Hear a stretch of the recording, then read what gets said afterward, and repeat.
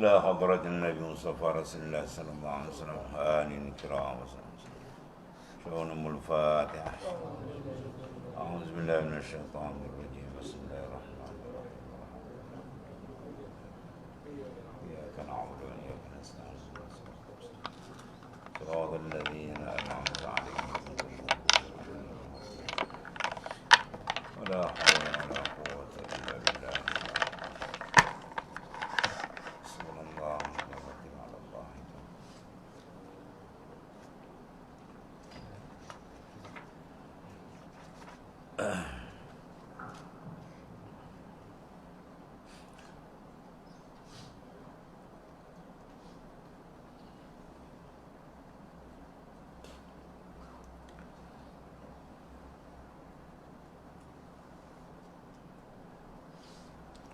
أعوذ بالله من الشيطان الرجيم. أفلم يدبروا القول أم جاءهم ما لم يأت آباءهم الأولين أم لهم يعرفوا رسولهم فهم له منكرون أم يقولون به جنة بل جاءهم بالحق وأكثرهم للحق كارهون ولو اتبع الحق أهواءهم لفسدت السماوات والأرض ومن فيهن بل أتيناهم بذكرهم فهم عن ذكرهم معرضون أم تسألهم خرجا فخراج ربك خير وهو خير الرازقين وإنك لتدعوهم إلى صراط مستقيم وإن الذين لا يؤمنون بالآخرة عن الصراط لناكبون ولو رحمناهم وكشفنا ما بهم من ضر للجوا في طغيانهم يعمهون. Maka adakah mereka melakukan yang demikian kerana mereka tidak dapat memahami kata-kata ajaran yang disampaikan kepada mereka? Atau kerana telah datang kepada mereka sesuatu yang tidak pernah datang kepada datuk nenek mereka yang telah lalu? Atau kerana mereka tidak kenal Rasul mereka, lalu mereka mengingkarinya? Atau kerana mereka mengatakan dia kena penyakit gila, sebenarnya bukan kerana sesuatu pun dari yang tersebut itu. Bahkan kerana Rasul mereka datang kepada mereka membawa agama yang tetap benar, dan tabiat kebanyakan mereka itu tidak suka kepada sebarang kebenaran. Dan kalaulah kebenaran itu tunduk menurut hawa nafsu mereka, nasaya rosak binasalah langit dan bumi serta segala yang adanya. Bukan sahaja kami memberikan agama yang tetap benar, bahkan kami memberi kepada mereka Al-Quran yang menjadi sebutan baik dan mendatangkan kemuliaan kepada mereka. Maka Al-Quran yang demikian keadaannya, mereka tidak juga mahu menerimanya. Atau adakah mereka menolak seruanmu itu kerana engkau meminta pada mereka satu pemberian sebagai hasil pendapatan seruanmu? Ini pun tidak. Kerana engkau percaya pemberian Tuhanmu lebih baik, dan sebaik-baik pemberi rezeki, yakni Allah Subhanahu wa ta'ala. Dan sesungguhnya engkau hanya menyeru mereka ke jalan yang lurus. Dan sesungguhnya orang-orang yang tidak beriman kepada hari akhirat sudah tentu tidak mengikut jalan yang lurus itu. Dan sekiranya kami menaruh belas kasihan kepada mereka, serta kami hapuskan kesusahan yang menimpa mereka, nescaya mereka akan tetap terus meraba-raba dalam kesesatan. Mereka meraba-raba dalam kesesatan mereka yang melampau batas itu.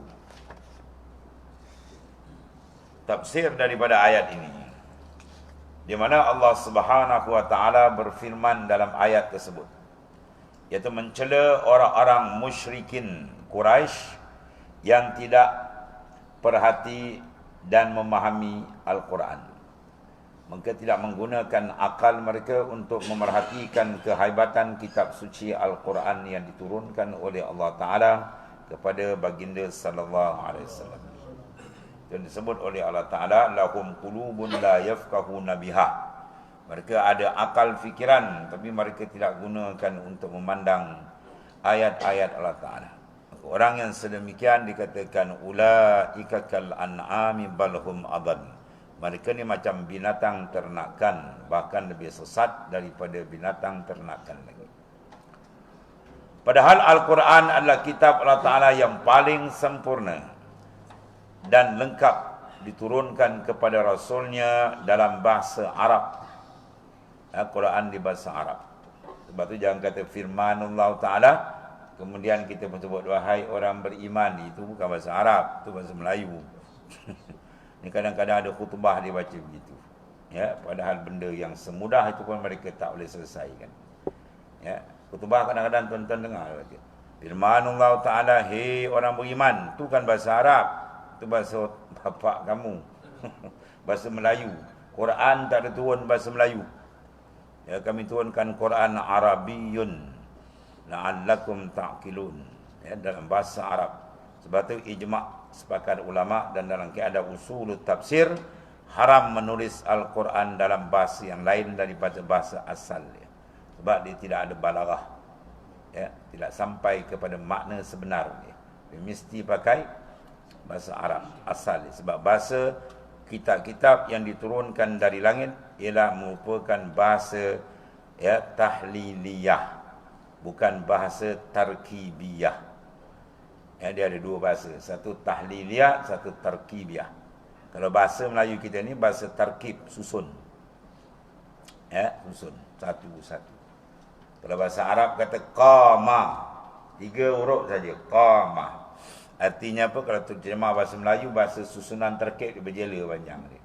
Qama maknanya apa? Telah berdirilah oleh seorang laki-laki, satu baris kan. Bahasa Arab 2 huruf je, 3 huruf je. Qama. Kalau perempuan dia ubah ta'nis je. Qamat. Telah berdirilah oleh seorang perempuan. Tengok, jauh beza dia. Sebab tu penurunan kitab dari langit semua memakai bahasa tahliliyah. Ya, sama ada bahasa Arab, Ibrani, Ethiopia atau di antara bahasa tahliliyah. Ya, jadi Al-Quran diturunkan dalam bahasa Arab. Jangan sekali-kali kita menulis Quran dengan bahasa lain. Ya, pertama mungkin sebutan dia akan lari sebab dia ada makhraj, ada sifat huruf. Ya, sifat zati, sifat aridi itu dalam ilmu tajwid pun kita baca sudah ada banyak tak kena dan. Satu. Yang kedua segi balaghah dia. Ya, kalau alif lam mim zalikal kitab. Zalik, za ismu isyarat, za. Lam isyarat kepada lil mu'li. Kaf lil khitab, situ yang dah jauh dah. Lam berkata zalik, zalikal kitab, zalikal lam tu lil mu'li. Orang baca situ dia jam dah. Kalau orang pakar bahasa dia tengok semua masya-Allah. Mana demikian kitab yang jauh maknanya, terlampau dalam, terlampau tinggi, terlampau jauh makna Al-Quran yang begitu tinggi. Itu sebab Abdullah bin Salam, seorang daripada pendeta Yahudi yang masuk Islam.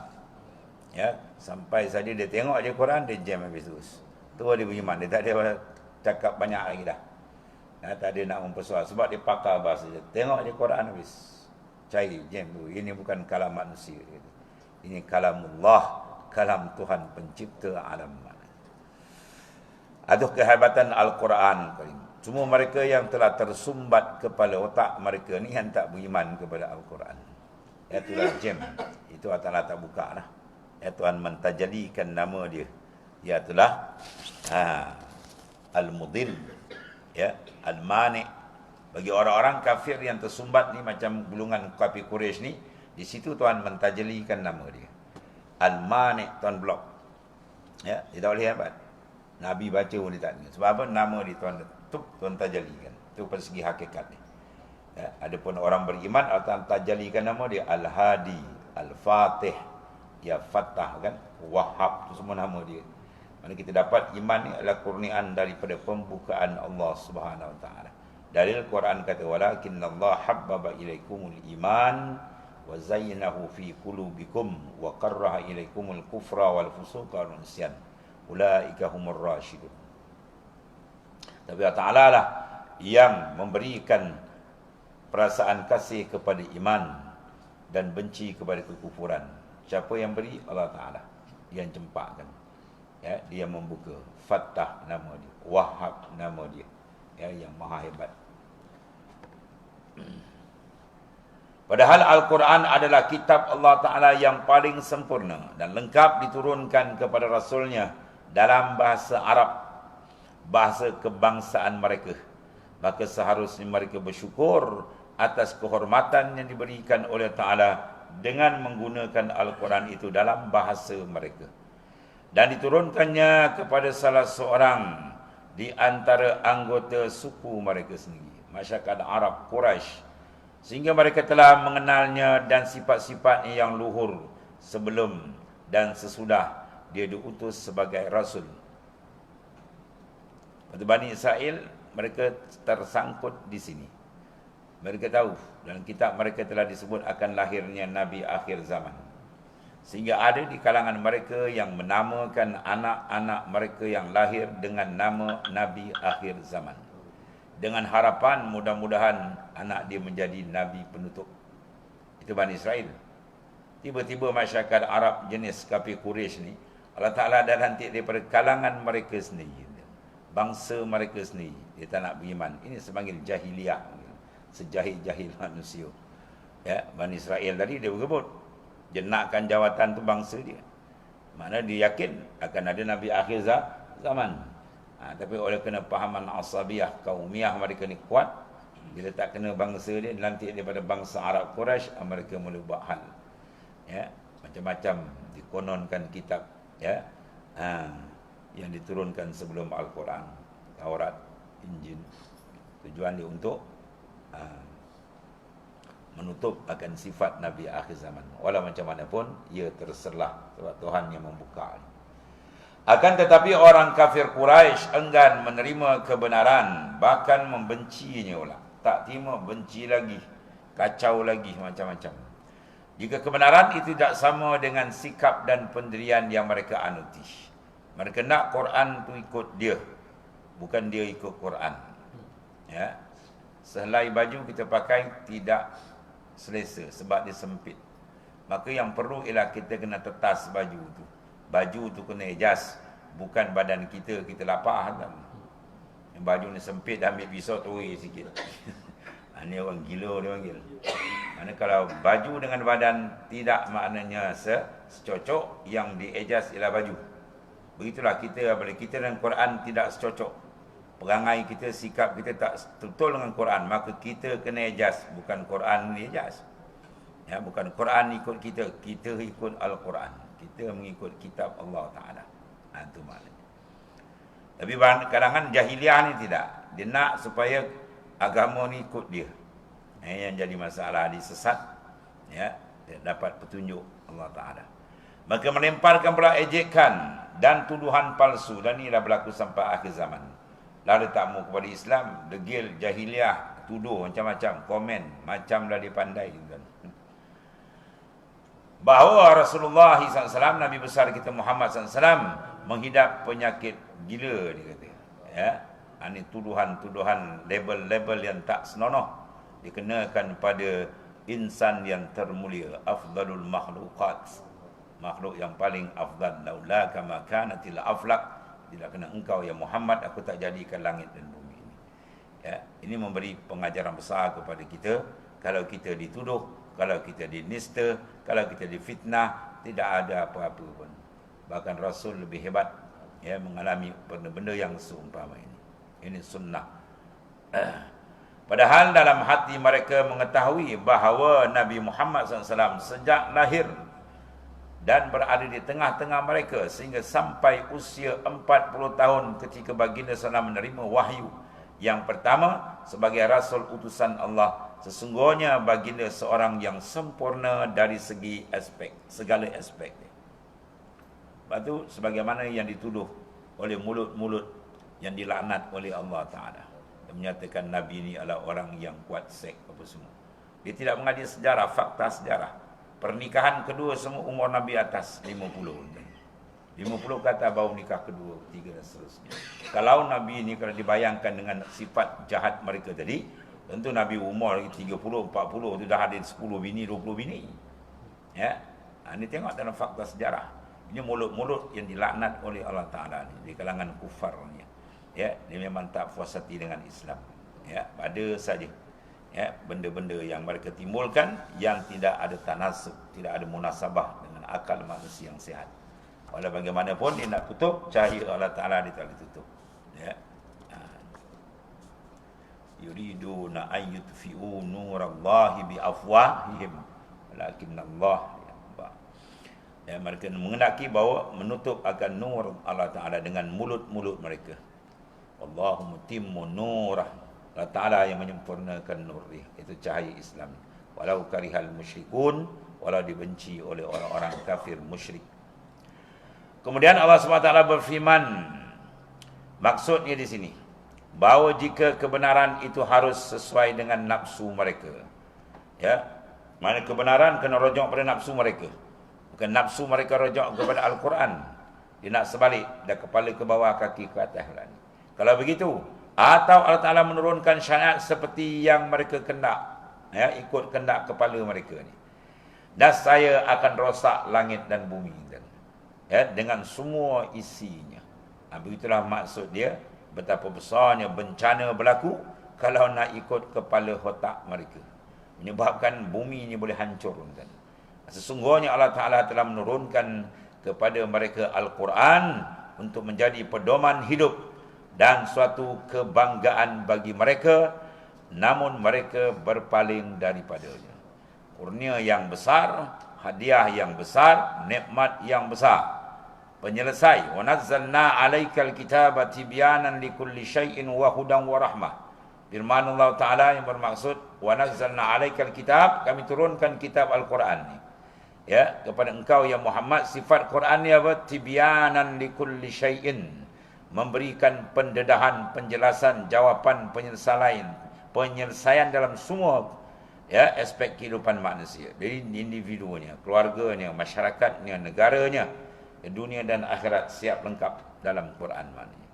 Ya, wa hudan wa rahmah, dan sekaligus menjadi hudan petunjuk dan membawa rahmat daripada Ta'ala. Satu nikmat yang besar, tapi mereka belakangkan. Ini menunjukkan kegilaan mereka, lebih daripada 10 kali gila lagi. Tiba-tiba dia tuduh Nabi pula bersifat sedemikian. Padahal mereka lebih gila daripada orang gila. Benda nikmat paling besar, penyelesai dalam kehidupan manusia, ya, satu nur daripada Tuhan, kita terima. Jadi ayat-ayat seumpama ini memberikan tasliyah, memberikan kesejukan jiwa kita bila berdepan dengan ujian. Mana Rasul-Rasul lebih hebat menghadapi ujian. Kemudian Allah SWT berfirman kepada Nabi besar kita Muhammad sallallahu alaihi wasallam, apakah engkau wahai Muhammad minta upah kepada mereka? Ini maknanya soalan-soalan yang ditimbulkan Ta'ala supaya tak payah mereka soal. Kalau mereka nak soal, Tuhan dah jawab dulu dah. Bukan kerja Nabi mengambil upah.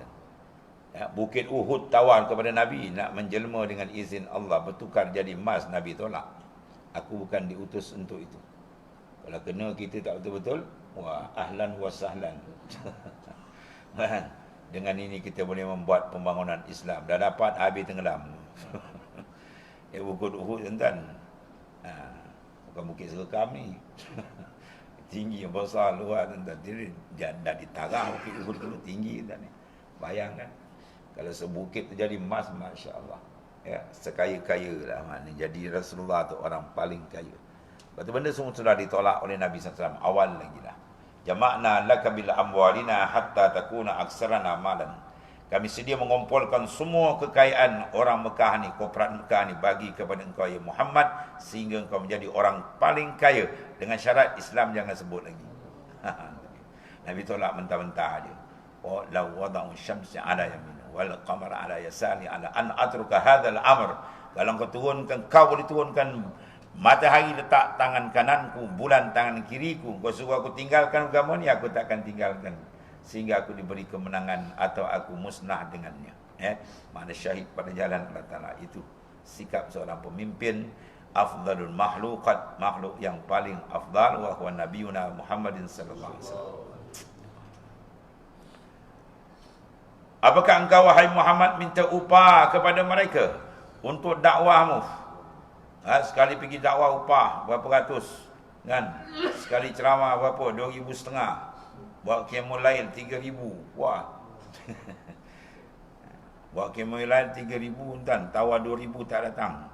Wah, lepas tu kan dia datang, dia melangis lah. Tu semua air mata buaya gitu. Ada kan? Tu kawan sahabat cerita.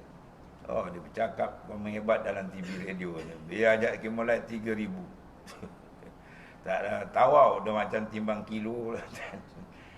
Macam nak beli barang makanan tak ada tawau-tawau, barang keperluan. Tu tak bagi. Bagi 2,000 pun tak datang. Ini semua muka-muka orang yang apa? Menjual agama Allah Ta'ala dengan harga dunia.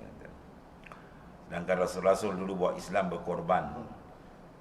Nabi Ibrahim bawa Islam bukan makan ikan bakau, kena bakau dan dibakar dalam api.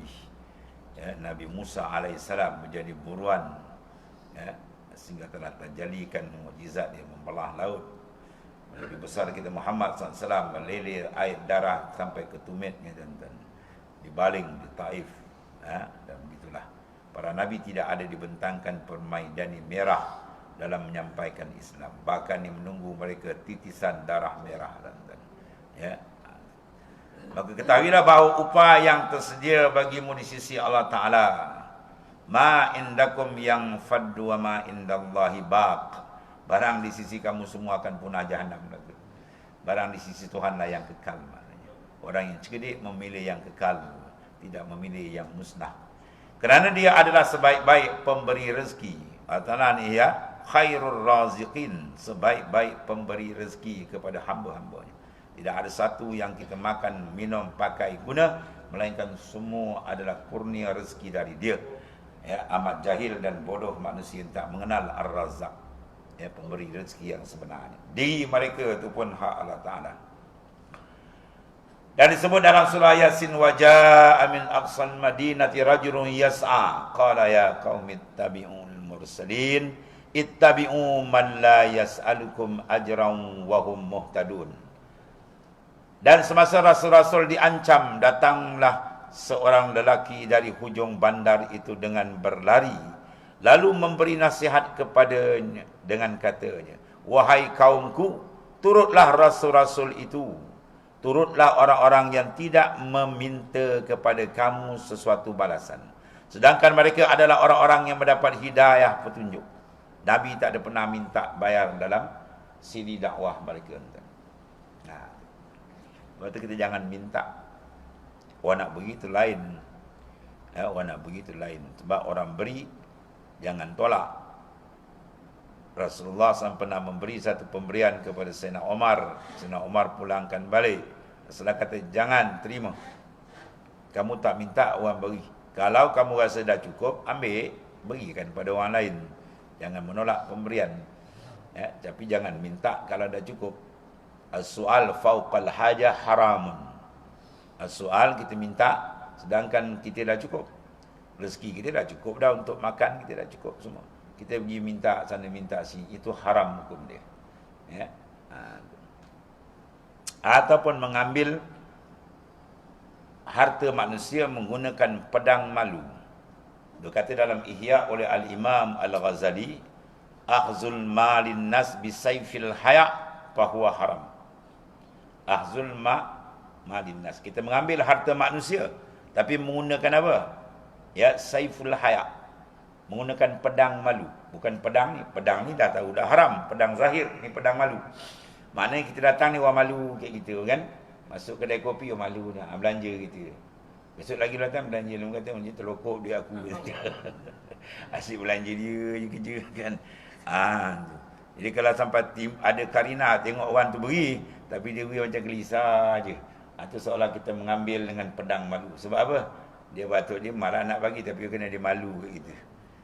Dia malu kat kita, tengok kita dia macam, dia pun bagi. Dan Sebab tu ulama saleh tu tengok begini dia tak ambil. Dia bayar sendiri. Ya, sebab takut. Tu kata Imam Ghazali. Akhzul malin nas bi sayfil haya haram. Mengambil harta manusia menggunakan apa? Pedang malu. Maka ketiga itu apa? Hukum ni adalah haram. Sama macam digunakan pedang besi juga. Pancung tengkuk orang, godok orang, ambil harta orang mana. Ya. Mana sekarang kalau kita istilah kita apa menggunakan apa? Jio. Dia kau datang orang mandi terpaksa. Kan? Duduk di kedai melanda orang ni macam ni. Tak apa tak makan habis tak payah. 3 kali terlokok aku dia tu. Tu kena tengok tuan-tuan ni.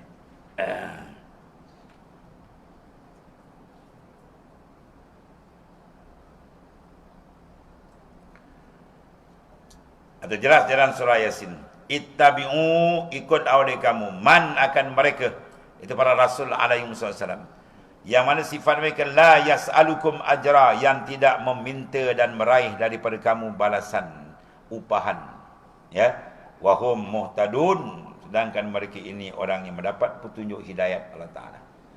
Cuma kalau orang ceramah jauh-jauh datang, kita bagilah sumbangan lain, itu bukan satu pembayaran. Dia ujrah ni maksud dia upah.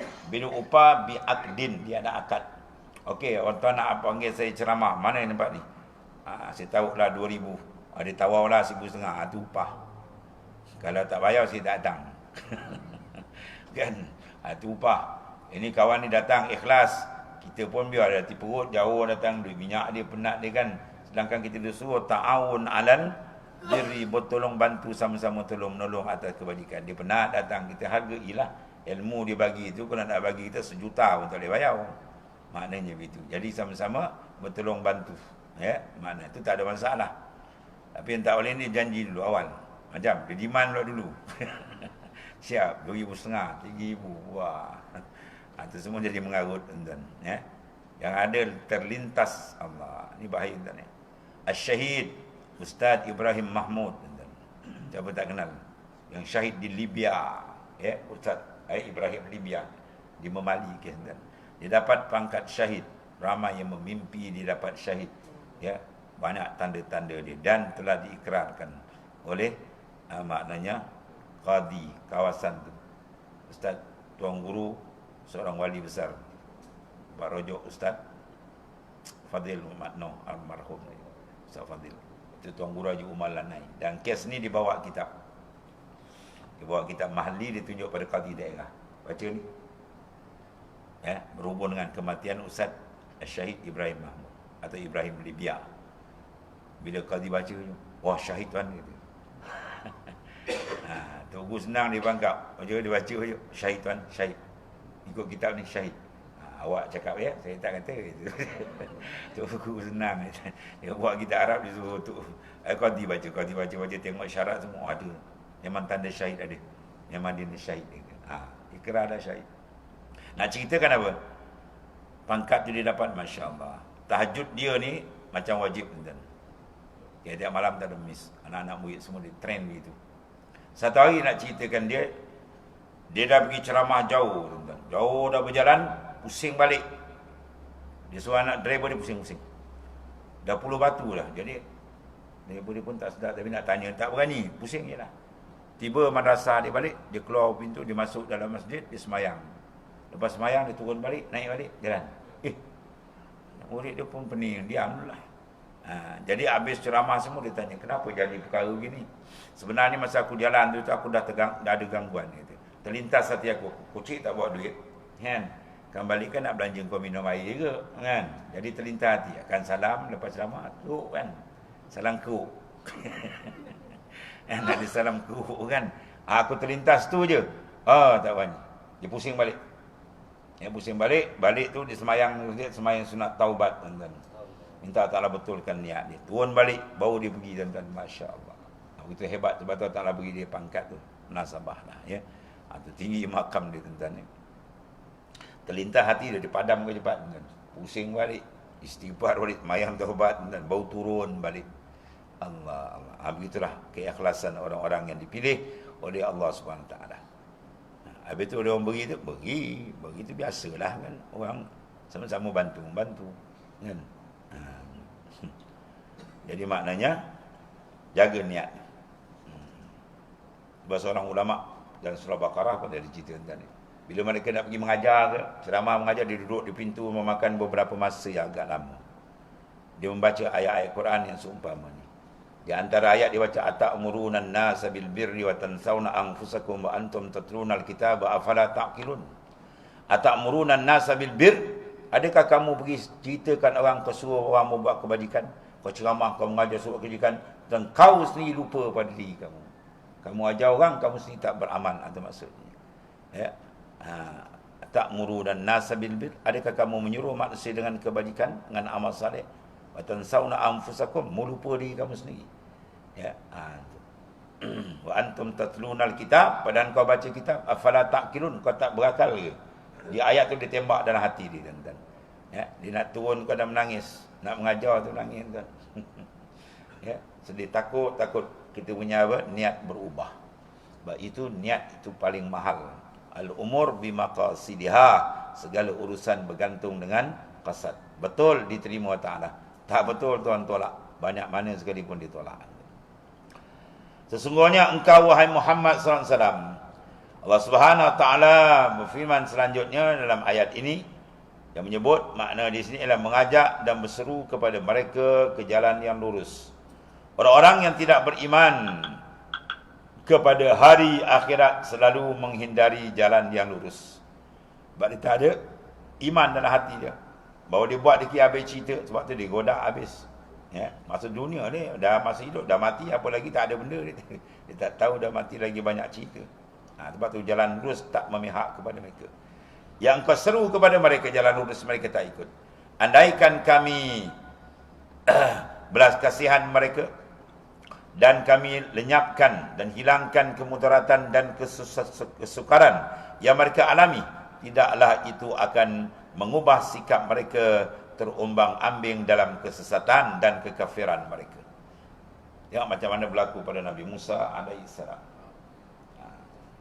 Ya, Nabi Musa alaihissalam turun balik, satu balik, turun lagi, ya, minta Nabi Musa doakan. Yang si doakan dah dapat, ulang lagi, tuan-tuan, ya. Dapat lagi, turun balik lagi, minta lagi, selamat, ulang balik perangai dia. Itulah kerja dia, tuan-tuan, ya. Bila mereka tidak diberi pertolongan oleh Allah Ta'ala, disebabkan ada sebab-sebab yang mereka lakukan yang menarik kemurkaan Allah Subhanahu Wa Taala. Sebab itu hidayat, petunjuk tidak diberikan oleh Allah Ta'ala. Ini hikmat Allah Ta'ala. Oleh kerana itu yang paling besar pada kita bersyukur dengan nikmat iman, nikmat Islam. Itu yang paling besar. Al-iman wal Islam wa huma min a'zamin ni'am wa kafa bihima minan ni'mah. Iman dan Islam nikmat paling besar. Dan cukuplah bagi kita kalau takdir tak ada apa pun. Takdirlah kita hidup apa kedana, tuan-tuan, tapi iman Islam ada sampai akhir hayat kita. Alhamdulillah. Tapi tak ada makna kalau dia kaya raya macam mana pun, sedangkan bila mati iman dan Islam tercabut ataupun tak ada dalam diri mereka. Ya, sebagaimana yang kita lihat, mana perginya Qarun, mana perginya Fir'aun, mana pergi Namrud, habis. Semua dah habis, tuan-tuan, ya. Sedang menerima proses azab yang besar daripada Allah Ta'ala. Oleh kerana itu wajib kita bersyukur di atas nikmat iman dan Islam. Mudah-mudahan bila kita syukur, Tuhan menambahkan. La in syakartum la azidan lakum. Sekiranya kamu syukur, ya, akan ditambah oleh Allah Subhanahu wa taala. Wallahu a'lam.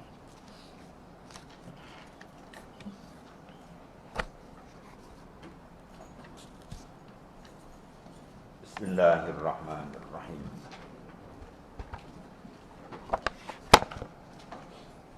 Wa qala al-Imam an-Nawawi, berpaling daripada orang-orang yang bodoh.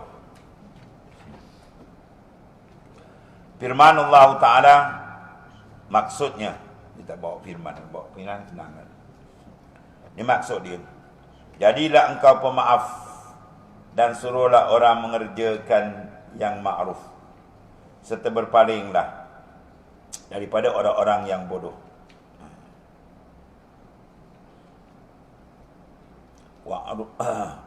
Sudah suruh apa? Tu kita bil urfi. Kemudian wa'arid anil jahilin. Berpalinglah kamu daripada orang-orang yang jahil, yang tidak mengetahui. Orang jahil kadang-kadang kita bercakap dia tak faham, tak kena uslub lagi parah. Kita tahu dia jenis kepala tak betul. Apa cakap orang di Bangkang, kita kata oleh syekh ni menjadi kufur, tapi kafir ke kafir dia. Lagi berat ni. Ya, orang macam ni kena guna uslub lain. Ya, kena guna uslub lain.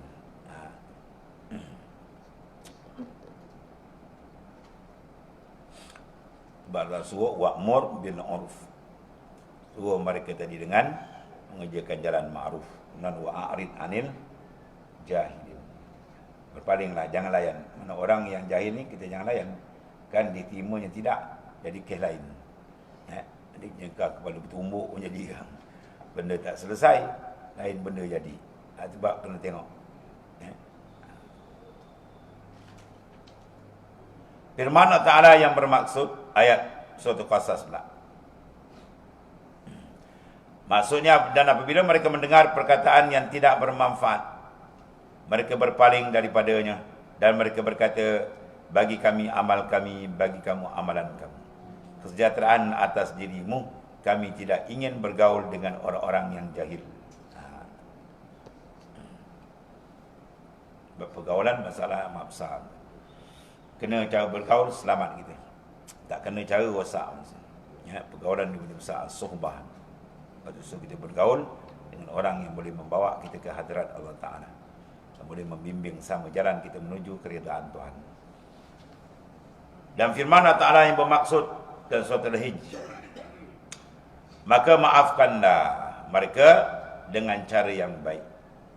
Nah, Al-Imam An-Nawawi menyatakan, kami riwayatkan dalam Sahih Bukhari dan Sahih Muslim daripada Sayyidina Abdullah bin Mas'ud radhiyallahu anhu, dia berkata, pada perang Hunain, Rasulullah SAW melebihkan bahagian orang-orang terkemuka suku-suku Arab dalam pembagian harta rampasan perang. Rasulullah bagi lebih. Seorang mengatakan, demi Allah, pembagian ini tidak ada keadilan. Ada Nabi bagi kita tak adil. Nanti tidak maut. Nabi letak sudah adil lah. Walaupun saya nampak dia lebih ni, dia ada benda yang lain maknanya. Ya, dan tidak ditujukan untuk menggapai redha Allah Ta'ala. Ini tak dapat redha Tuhan bagi macam ni. Nabi nak disaun. Sedangkan Nabi tidak bercakap melainkan wahyu Tuhan. Wa ma yantiqu 'anil hawa in huwa illa wahyun yuha. Nabi tak bertutur melainkan wahyu. Nabi sentiasa dipandu oleh Ta'ala. Kemudian saya menegurnya dan saya katakan, ya, akan saya laporkan kepada Rasulullah SAW. Cakap berat ni. Nanti saya laporkan kepada baginda SAW. Kemudian aku pun mendatangi baginda SAW, kata Ibnu Mas'ud, dan melaporkan kejadian tersebut. Seketika wajah baginda merah dan berubah air muka Rasulullah SAW yang cantik tadi, sehingga menjadi seperti perwarna, Masya Allah. Ya, kemudian baginda SAW bersabda, faman ya'dilu iza lam ya'dillah wa rasuluh yarhamullahu Musa faqad uziya bi akthar min hadha fasabar. Siapa lagi yang boleh jadi adil apabila Allah dan Rasulnya tidak adil? Kalau pembahagian Nabi itu kata tak adil, sedangkan Nabi buat semua adalah daripada Allah Ta'ala, siapa lebih adil? Semoga Allah merahmati Musa.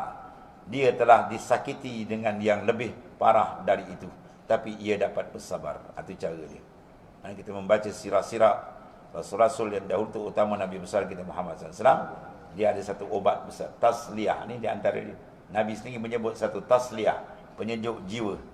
Ya, Nabi ingatkan Nabi Musa lagi teruk macam-macam kena ambat, kena buru macam-macam kan. Itu makna. Tapi dia sabar. Maksudnya apa? Nabi suruh kita bersabar bila menghadapi ujian seumpama ini. Iaitulah kata-kata yang boleh mengguris hati. Kita bawa benda betul, dia kata kita macam-macam.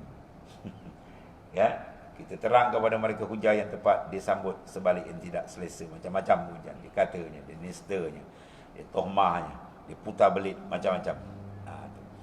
Itu dia antara yang disebutkan oleh Rasulullah sallallahu alaihi wasallam dalam pembagian. Sehingga Rasulullah menyatakan Mereka ni pulang ke Madinah dengan harta yang dibagi. Kamu pulang balik bersama-sama aku. Mana kau besar, kambing ke aku? Oh, dia kata sentak.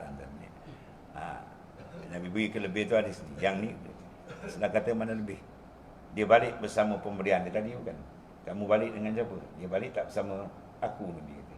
Kau balik bersama aku. Itu pun tak nampak bau mana puasa. Ambillah tu. Kamu bersama Rasulullah SAW. Mana besar. Ya, bagi semua tu dunia pun nak banding Rasulullah tak sama. Itu kena ingat. Bahawa kamu duduk bersama Rasulullah SAW itu satu nikmat yang amat besar maknanya. Dapat melihat wajah Rasulullah SAW pun dah itu hebat. Bukan harga dunia nilai di mana. Ya.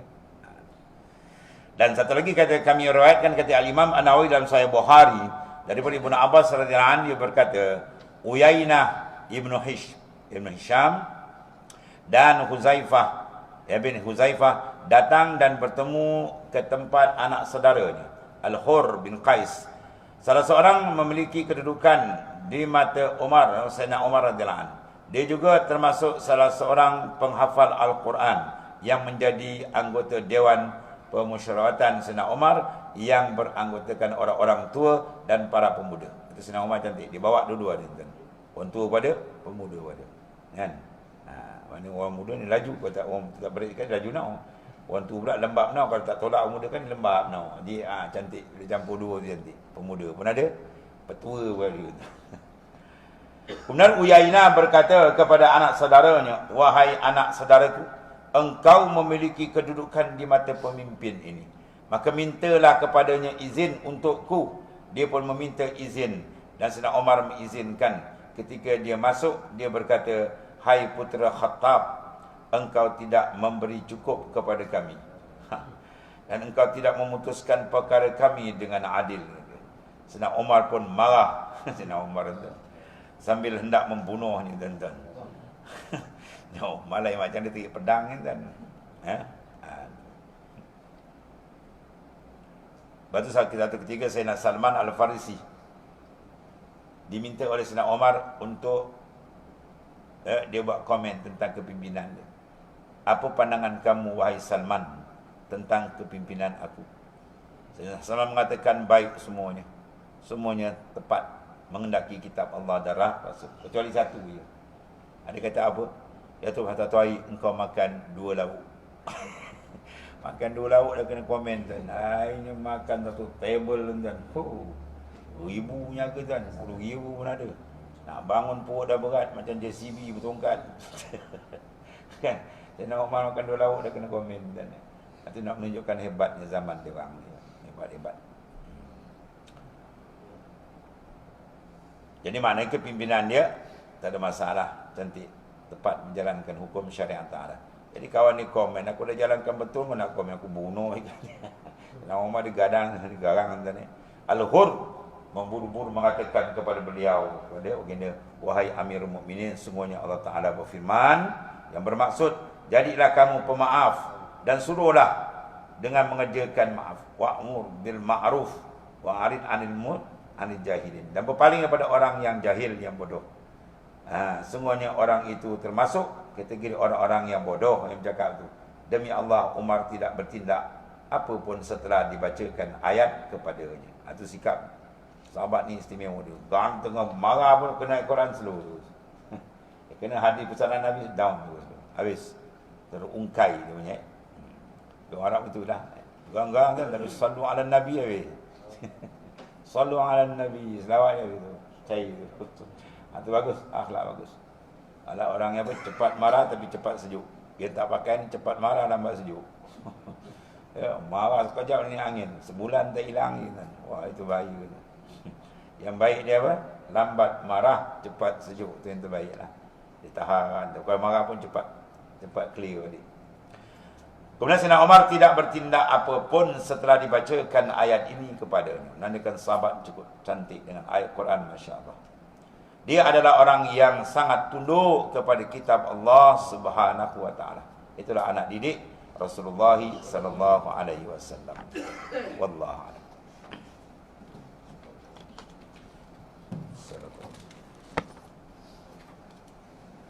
Bismillahirrahmanirrahim.